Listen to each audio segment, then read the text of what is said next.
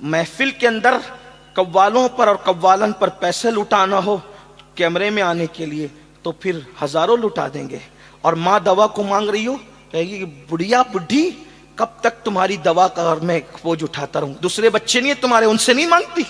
یہ حال ہے. آپ کیا سمجھتے ہو؟ مسجد بنانے سے زیادہ ثواب، مدرسہ بنانے سے زیادہ ثواب، حج کرنے سے زیادہ ثواب اگر کسی پہ خرچ کرنے میں ملتا ہے تو ماں باپ پہ خرچ کرنے میں ملتا ہے. ہماری دولت کا سب سے زیادہ کوئی حقدار ہے ہمارے ماں باپ ہے. اور آج دوستوں پہ خرچ کرنے کے لیے دل بڑا، سسرال والوں پہ خرچ کرنے کے لیے دل بڑا، ادھر ادھر خرچ کرنے کے لیے دل بڑا. اور اگر سنیوں کا مجمع برا نہیں مانے تو، اور میری بات کا مفہوم مخالف مراد نہ لے تو کہوں پیروں پہ بھی خرچ کرنے کے لیے دل بڑا. ماں باپ پہ بھی اتنا ہی خرچ کرتے ہو؟ پیر صاحب کی دعوت کی تو کار سے لے کر کے چوکھٹ تک کے کپڑا بچھایا، کبھی اتنی عزت ماں باپ کی بھی کی؟ میں یہ نہیں کہتا پیروں کی نہ کرو، بالکل کرو، آپ کے پیر اس قابل ہیں. سرکار غریب نواز نے یہ فرمایا کہ کئی لوگ ہاتھ چوم کر جنت میں گئے اور جائیں گے جنت میں، لیکن آپ سے پوچھتا ہوں پیروں کے بالکل ہاتھ چومو، پیروں کی خدمت کرو. کیا کبھی اپنے ماں باپ کے بھی ہاتھ چومتے ہو؟ انہیں چلا چلا کر ڈانٹ کے بٹھانے والوں کیا سمجھتے ہو غریب نواز کیا فرماتے؟ سنو، غریب نواز فرماتے ہیں ایک بندہ قیامت کے دن آئے گا، پہاڑوں جیسی نیکیاں لے کر آئے گا. جب اس کی نیکیاں میزان پہ رکھی جائے گی تو نیکیوں کا پلڑا بھاری ہوگا. وہ خوش ہو رہا ہوگا کہ میری نیکیوں سے نیکیوں کا پلڑا بھاری ہو گیا. اتنے میں ایک چھوٹا سا کاغذ کا ٹکڑا گناہ کے پلڑے میں گرے گا اور گناہ کا پلڑا بھاری ہوگا، نیکیوں کا پلڑا ہلکا ہو جائے گا. حکم ہوگا اس کو منہ کے بل گھسیٹتے ہوئے جہنم میں لے جاؤ. جس وقت اسے جہنم میں منہ کے بل گھسیٹتے ہوئے لے جا رہے ہوں گے وہ کہے گا جہنم میں تو جا رہا ہوں لیکن مجھے یہ راز تو بتا دیا جائے یہ کاغذ کے چھوٹے سے ٹکڑے پر آخر کیا لکھا ہوا تھا جس نے میری ساری زندگی میں کی نیکی کا پلڑا ہلکا کر دیا، پہاڑوں جیسی نیکیوں کو ہلکا کر دیا، بے اوقت کر دیا میری نیکیوں کو. اس چھوٹے سے کاغذ کے ٹکڑے میں لکھا کیا تھا؟ تو جواب آئے گا بندے تو نے ایک مرتبہ اپنی ماں سے یا اپنے باپ سے چلا کر بلند آواز سے بات کی تھی، یہ چلانے کی نحوست لکھی تھی جس نے تیری پوری زندگی کی نیکی کو ہلکا کر دیا. آپ سے پوچھتا ہوں ایک بار ماں باپ سے چلا کر بات کرو تو اس وقت تو تمہاری ساری زندگی کی نیکی ہلکی ہو جائے. اللہ اکبر. بیوی کے بہکاوے میں آ کر، کسی اور کے بہکاوے میں آ کر، ماں باپ کو گھر سے نکالنے والوں، سسرال میں جا کر کے بسنے والوں، جب ماں باپ تمہارے جوان تھے اور تم بچے تھے تو ہر کہتا تھا میری امی میرے ابا، میری امی میرے ابا، اور جب تم جوان ہو گئے ہو تو ایک دوسرے سے کہتے ہو تو دوا نہیں لاتا کیا تیرا باپ نہیں ہے، تو کھانا نہیں کھلاتا کیا تیرا باپ نہیں ہے. بچپن میں میرے ماں باپ کہتے تھے اور جوانی میں تیرے ماں باپ کہتے ہو. سن لو اللہ کے رسول نے ارشاد فرمایا البر لا یبلا والذنب لا ینسا والدیان لا یموت اعمل ما شئت کما تدین تدان. نیکی کبھی پرانی نہیں ہو سکتی، گناہ کبھی بھلایا نہیں جا سکتا، اور صلہ دینے والے خدا کو کبھی موت نہیں آ سکتی. تو جو چاہے کر، جیسا کرے گا ویسا بھرے گا. آج اپنے ماں باپ پہ ظلم کرنے والوں، ان کی خدمت سے منہ موڑنے والوں، قبر میں، محشر میں، جہنم میں جو عذاب ہوگا ماں باپ کے گستاخوں پر وہ تو بہت بدترین ہے. ہوگا. لیکن دنیا میں دو لوگوں کو کبھی موت نہیں آتی جب تک ذلیل نہ ہو جائیں، ایک ماں باپ کا گستاخ، ایک بزرگوں کا گستاخ. ان دو گستاخوں کو ضرور پہلے دنیا میں ذلیل کیا جاتا ہے، اس کے بعد موت آتی ہے. اگر آج تم اپنے ماں باپ کو گھر سے نکال رہے ہو، گالی دے رہے ہو، ذلیل کر رہے ہو، رسوا کر رہے ہو، تم بھی اپنے بچوں کے ہاتھوں ذلیل ہونے کے لیے تیار ہو جاؤ. ایک بزرگ نے اپنی کتاب میں لکھا ایک شخص نے، بوڑھا تھا، اس کے بیٹے نے اس کو دو تماچے مارے تو کسی نے کہا کہ گستاخ اپنے باپ کو دو گالوں پہ مار رہا ہے. اس نے رو کے کہا مارنے دو، کیونکہ میں نے اپنے باپ کو ایک مارا تھا، اس وقت تو مجھے کسی نے کہا تھا کہ تو اپنے باپ کے ساتھ جیسا کرے گا تیری اولاد اس سے بدتر بدترین سلوک تیرے ساتھ کرے گی۔ اللہ اکبر۔ اور یہ بھی یاد رکھنا، اپنے ماں باپ کے ساتھ اچھا سلوک کرو گے، تمہاری اولاد اس سے زیادہ اچھا سلوک انشاءاللہ تمہارے ساتھ کرے گی۔ ماں باپ کی دعا لو، ہر کامیاب انسان کے پیچھے ماں باپ کی دعا ہے۔ سب کے پیچھے بھاگنے والوں، یہ دعا کر دو، وہ دعا کر دو، وہ دعا کر دو، یہ تعویذ دے دو، یہ بلا دور ہو جائے، یہ بندش کر دو، یہ ایسا کر دو، وہ نادان، تیرے گھر میں دعا کا خزانہ موجود ہے۔ اپنے ماں باپ سے دعا لے۔ دعا نے مخدوم ماہمی کو ولی بنایا، دعا نے مخدوم اشرف کو مخدوم اشرف بنایا، دعا نے غریب نواز کو غریب نواز بنایا، دعا نے غوث اعظم کو غوث اعظم بنایا، دعا نے محبوب الہی کو محبوب الہی بنایا، دعا نے بابا قطب کو قطب الاقطاب بنایا۔ ارے یہ ماں باپ کی دعائیں ہیں۔ ماں باپ سے بڑا مرشد کون ہے؟ سب سے بڑا مرشد ماں باپ ہے۔ جب یہ دعا کرتے، ان کی دعا میں کوئی ریاکاری نہیں، ان کی دعا میں کوئی مکاری نہیں، ان کی دعا میں کوئی اللہ اکبر دکھاوا نہیں۔ آقا ارشاد فرماتے ہیں جب ماں دعا کرتی ہے جملے بھی پورے نہیں ہوتے، اللہ قبول کر لیتا ہے۔ سبحان اللہ۔ یہاں تک فرمایا پوری کائنات کسی کے لیے بد دعا کرے اور تنہا اس کی ماں اس کے لیے دعا کرے، کائنات کی بد دعا رد ہوگی، ماں کی دعا قبول ہوگی۔ اور پوری کائنات بد دعا کرے، پوری کائنات دعا کرے اور تنہا ماں بد دعا کر دے، کائنات کی دعا رد کر دی جائے گی، ماں کی بد دعا قبول کر لی جائے گی۔ اس لیے ماں باپ کو ناراض نہ کرو۔ آئیے ایک بات بس کرتا ہوں، پھر اینڈ کی طرف، اختتام کی طرف چلتے۔ میں نے کہا تھا شارٹ کریں گے، لیکن باپو نے اتنا لمبا عنوان دے دیا، کئی عنوانات سمیٹنے پڑ رہے ہیں، میں اپنی بات پوری کرنے لگا ہوں۔ ماں باپ ہوتے، ان کا پیار خالص ہوتا ہے۔ دیکھو ایک بات آپ سے کہوں، سب لوگ ہماری صفات سے محبت کرتے ہیں، ہماری ذات سے کوئی محبت نہیں کرتا، لیکن ماں باپ وہ ہے وہ ہماری صفات سے نہیں ذات سے محبت۔ مثال کے طور پہ نور میاں کو آج کیوں بلایا گیا یہاں جلسے میں؟ کیونکہ نور میاں مقرر ہے، یہ صفات ہے۔ سید محمد قادری صاحب کو کیوں بلایا گیا؟ کہا بڑے شاعر ہیں، بڑے نیک انسان ہیں، بااخلاق ہیں، صفات ہے۔ سہیل باپو کو کیوں؟ اچھے ناظم ہیں، صفت۔ معین کو کیوں بلایا گیا؟ اچھا نعت خواں، اس لیے۔ اور بھی لوگوں کو ہے نا۔ آپ مجھے بتائیں، یہ نعت خواں نہ ہوتے، یہ خطیب نہ ہوتے، وہ خلیق نہ ہوتے، یہ ناظم نہ ہوتے، اور ان کی ناک بہ رہی ہوتی، تو کیا یہ لوگ ان کو بلاتے؟ یا کہ کوئی کھڑے کھڑے پیشاب کرتا تو لوگ بلاتے؟ بستر میں پاخانہ کرتا تو لوگ بلاتے؟ پتہ چلا لوگ صفات سے محبت کرتے ہیں، ماں باپ ذات سے محبت کرتے ہیں۔ جب تم کچھ بن گئے تو لوگوں نے تمہیں چاہا۔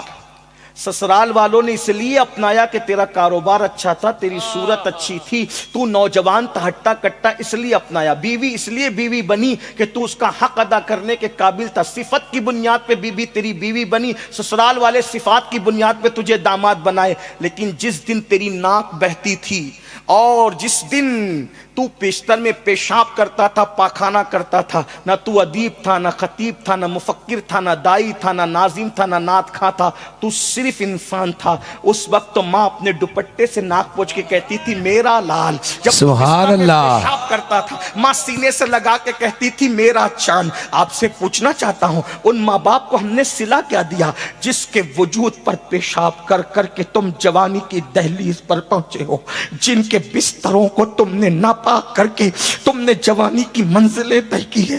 آج ان ماں باپ کو آنکھیں دکھاتے ہو، آج ان ماں باپ کو دھوکہ دیتے ہو۔ سن لو، کتے کا دل دکھانے والا بھی ذلیل ہوتا ہے۔ جو چڑیا پہ ظلم کرے اللہ اس کو بھی اعمال ضائع کر کے جہنم میں ڈالے گا۔ جو چڑیا پہ ظلم کرے وہ جہنم میں جائے گا۔ جو ماں باپ کی ممتا کو بھلا دے اس کا کیا حال ہوگا؟ جو نوجوان لڑکے ماں باپ کی اہمیت کو نہیں جانتے، میں ان سے ایک بات کہنا چاہتا ہوں، یہ ماں باپ ہے، تم کتنا بھی ظلم کر لو، یہ تم سے کبھی ناراض دلی طور پہ نہیں ہوں گے، زبان سے ناراضگی کا اظہار کریں، کبھی حقیقت میں تم پہ ناراض نہیں ہوں گے۔ میں نے ایک آرٹیکل پڑھا تھا جب میں اسکول پڑھتا تھا، غالباً جونیئر کالج میں نیا داخلہ ہوا تھا، اس وقت ایک آرٹیکل پڑھا تھا، اس نے مجھے بہت رلایا تھا۔ وہ یہ تھا کہ ایک مرتبہ ایک ماں نے برتن جھاڑو کر کے اپنے بیٹے کو پڑھایا لکھایا۔ بہت ساری مائیں ہیں جو بہت دکھ اٹھا کر اپنے بچوں کو بہت کچھ بناتی ہے۔ ایک مفکر نے کہا تھا، ایک ماں اپنا پورا شباب لٹا دیتی ہے، ایک باپ اپنا پورا شباب قربان کر دیتا ہے۔ جب بچہ کہیں جا کر کچھ بنتا ہے، ماں باپ نچوڑ دیتے ہیں اپنا شباب۔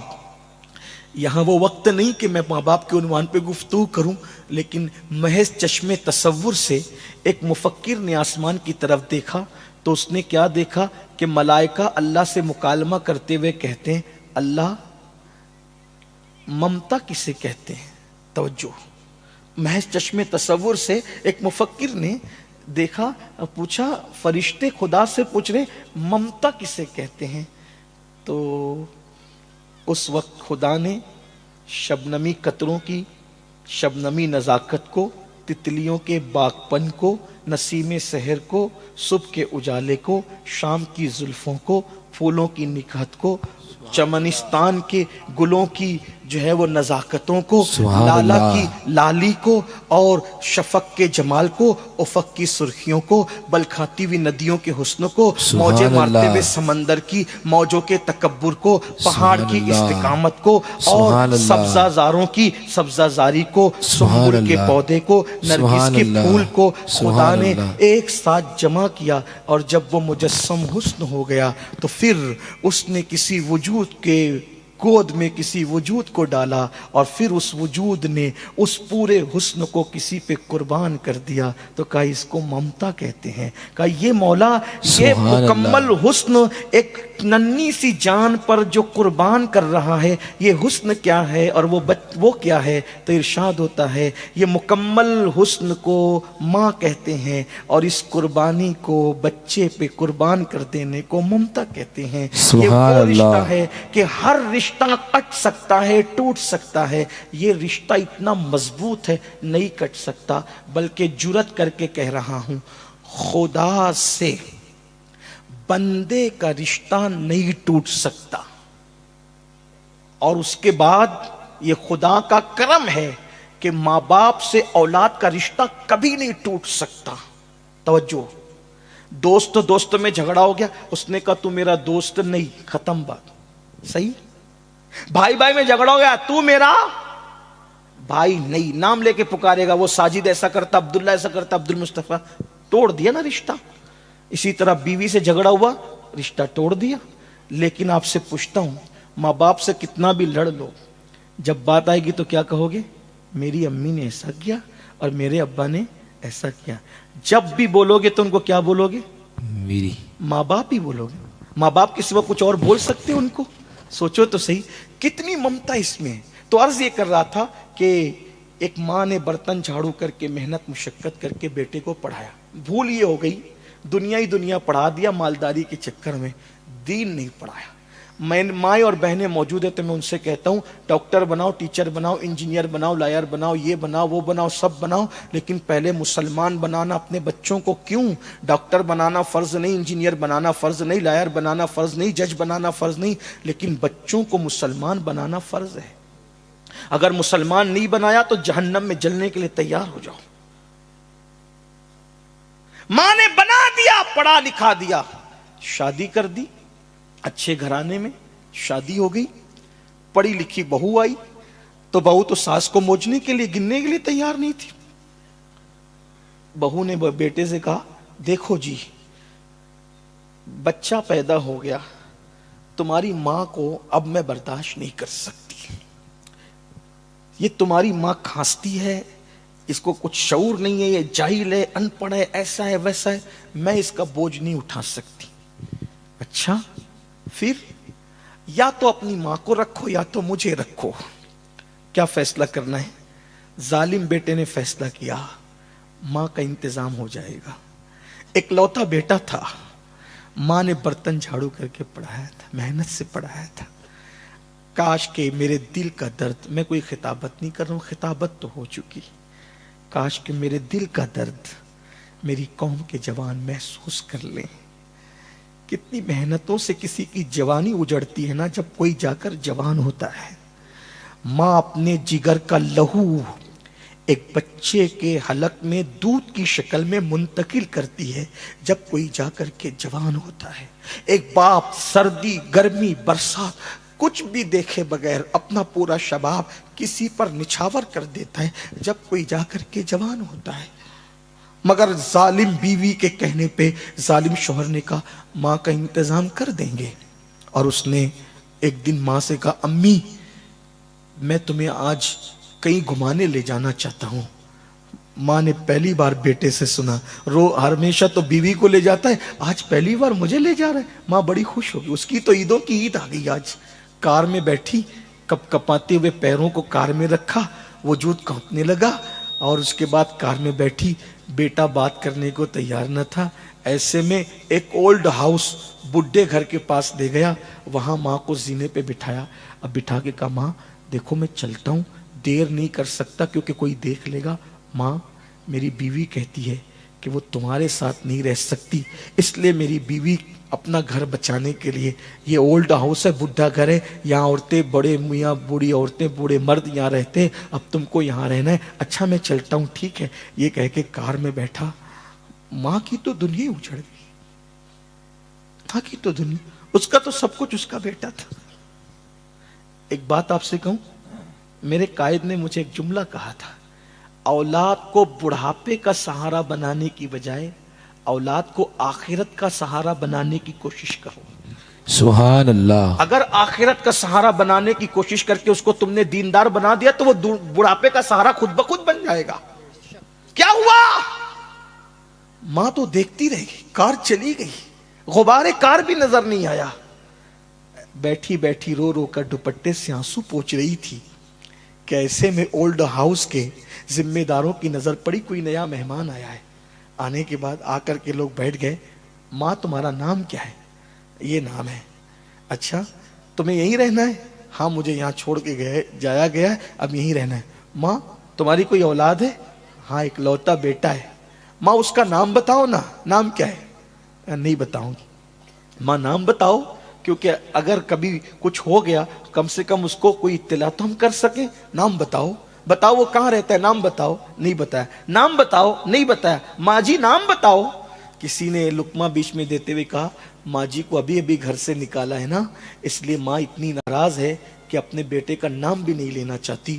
فوراً انجام کی پرواہ کیے بغیر آنکھیں پھاڑ کر کے کہا خبردار, میرے بیٹے کے خلاف اگر ایک جملہ بھی کہا تو, میرے بیٹے کے خلاف ایک جملہ بھی کہا, خبردار کچھ مت کہنا, چپ رہو, اسے کچھ نہ کہو.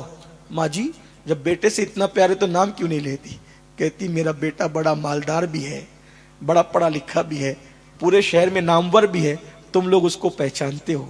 میں اس لیے نام نہیں لے رہی ہوں کہ اگر نام لے لوں گی تو میرے بیٹے کی عزت چلی جائے گی. اللہ. اب بھی میں اپنے بیٹے کی عزت کو بچانا چاہتی.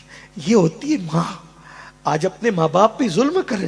پسند کی شادی کا بھوت اتنا سوار ہے آج کے لڑکے اور لڑکیوں کو کہ ماں باپ کو چھوڑ کے, یاد رکھو ماں باپ کو ناراض کر کے مسجد جاتے ہو تو اللہ تمہارے سجدوں کو تمہارے منہ پہ مار دیتا, رد کر دیتا ہے. ماں باپ کو ناراض کر کے حج کرتے ہو, اللہ حج کو رد کر دیتا ہے. ماں باپ کو ناراض کر کے جن کا حج اور نماز قبول نہ ہو ان کی شادیوں میں برکت کیسے ہو سکتی ہے؟ اپنے ماں باپ کو خوش کرو, راضی کرو, ان کی دعا لو, اس لیے کہ وہ تمہارے سب سے بڑے مرشد ہے.